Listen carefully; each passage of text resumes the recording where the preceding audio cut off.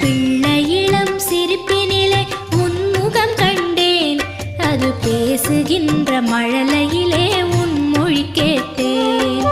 கள்ளமில்லா நெஞ்சில் எல்லாம் உன் அருள் கண்டேன், எங்கள் கன்னி தமிழ் கவிதைகள்